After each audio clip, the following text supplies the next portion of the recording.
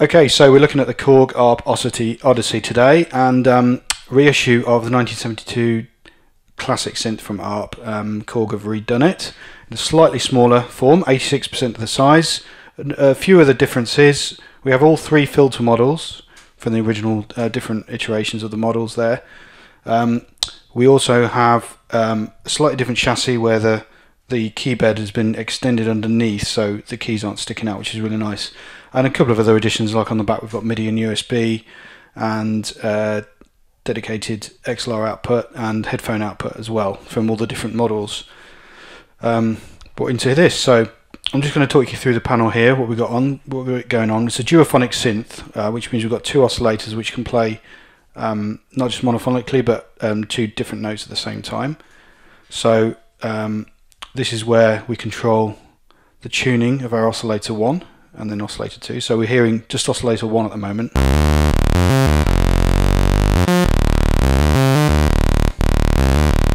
This is the audio mixer, so this is where we determine the level of it and also the waveform.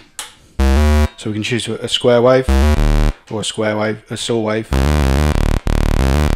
If it is a square wave, we can then change the pulse width, which is really nice. So the width of the square wave, so a pure square or a much smaller square wave. We can also do frequency modulation, so vibrato,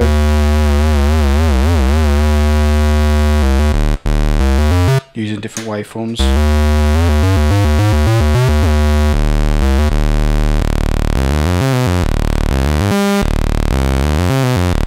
Same thing goes for both oscillators. If you want to stack them both together, just bring up the second one. Then of course we can tune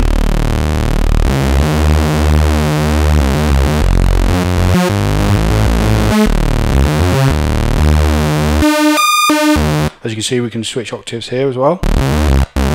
We can add portamento.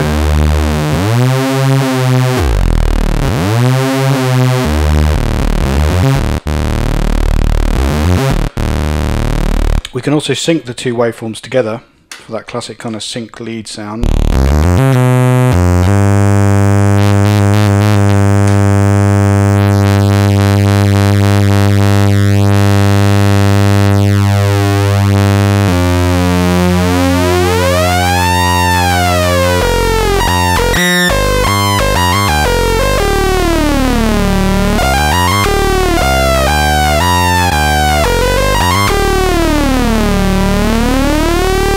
Lovely that sound. So that's using the frequency modulation and of course the LFO, which is automating that second waveform there. So let's bring it back down into tune. Take the sync off.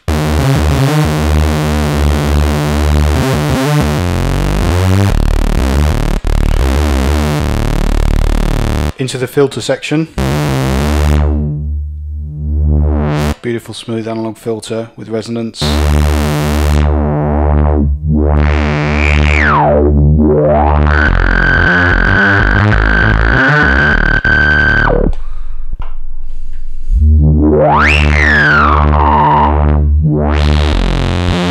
And as I said, three different types of filter. So that's the first one, this is the second one.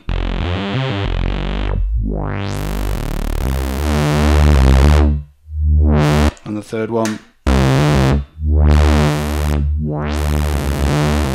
So all slightly different iterations. The third one has a little bit more resonance in it, naturally.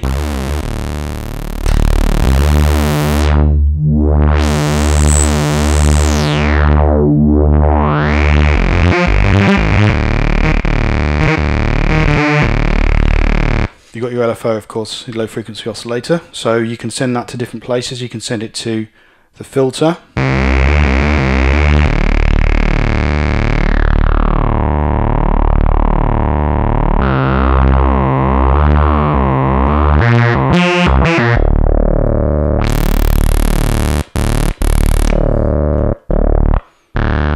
that's weird.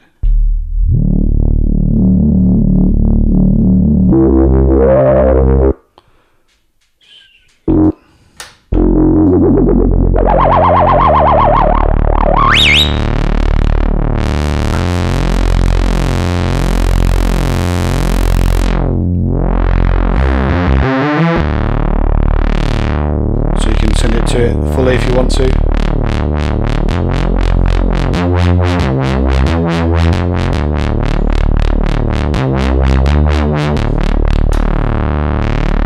can also send it to sub and hold.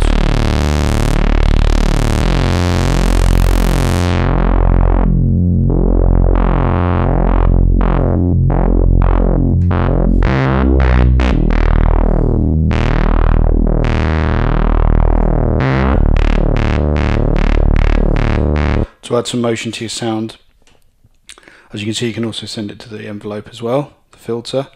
So if you want a different envelope, if we just listen to the saw wave, one saw wave on its own,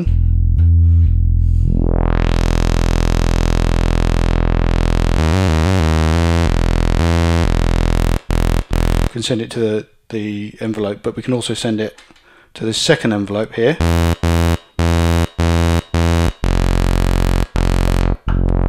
If you want a different envelope on the filter.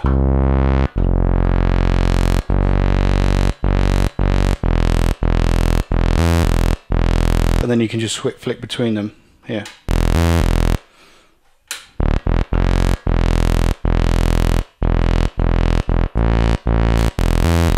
Which is quite a nice little feature. You've got a drive switch, which again is an addition from the original Odyssey, which is nice. So that just really adds a little bit of extra crunch to your sound, and you've got a high pass filter as well, so you can roll off the highs, the lows, and just leave you with a really high frequency.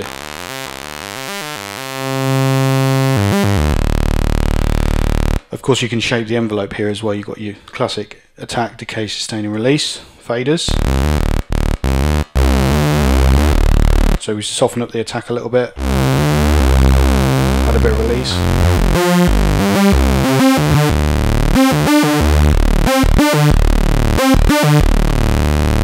We'll have something like this.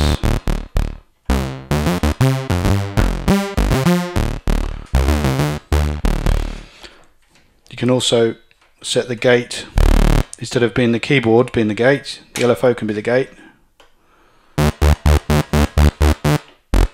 And then you can shape it.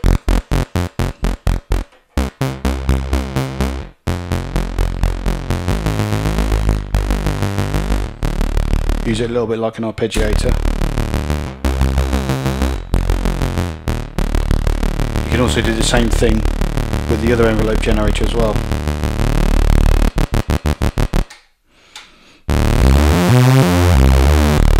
And of course, because it's a duophonic synth, it means you can play harmonies.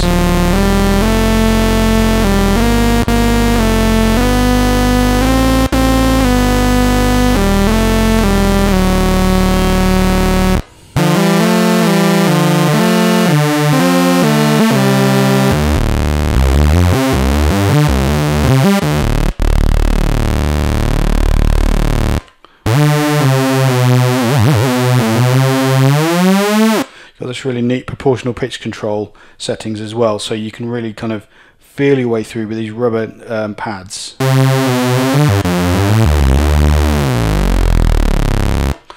Your different sounds and the different effects that you can bring in.